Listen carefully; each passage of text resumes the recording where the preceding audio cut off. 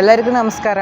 ನನ್ನ ಹೆಸರು ಮಾದೇವ ಪ್ರಸಾದ್ ಕೆ. ನಾನು ಸರ್ಕಾರಿ ಪದವಿ ಪೂರ್ವ ಕಾಲೇಜು ದೊಡ್ಡಕಾಲುಂದಿಯಲ್ಲಿ ದ್ವಿತೀಯ PUCಯಲ್ಲಿ ವ್ಯಾಸಂಗ ಮಾಡಿ ಪ್ರಸ್ತುತ ಸಾಲಿನಲ್ಲಿ ಉತ್ತೀರ್ಣಗೊಂಡಿದ್ದೇನೆ. ನಾನು ಈ ಒಂದು ಕಾಲೇಜಿನಲ್ಲಿ ವಿಜ್ಞಾನ ವಿಭಾಗ PCMBಯಲ್ಲಿ ವ್ಯಾಸಂಗ ನಡೆಸಿದ್ದು.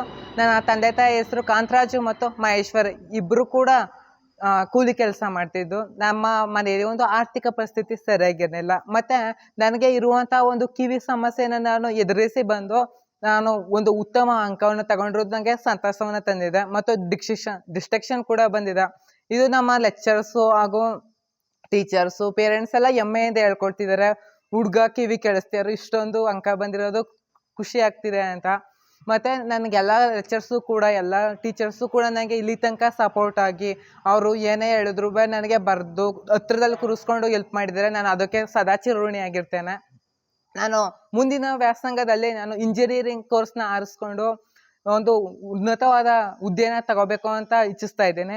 ಮತ್ತು ನನ್ನ ಎಲ್ಲ ಶಿಕ್ಷಕರಿಗೂ ಹಾಗೂ ರಿಲೇಟಿವ್ಸ್ ಫ್ರೆಂಡ್ಸ್ ಎಲ್ಲರಿಗೂ ತುಂಬ ಥ್ಯಾಂಕ್ಸ್ ಹೇಳ್ತೇನೆ.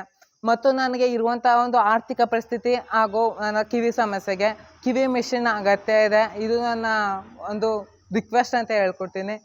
ಯಾವಾರು ದಯವಿಟ್ಟು ಹೆಲ್ಪ್ ಮಾಡಿ.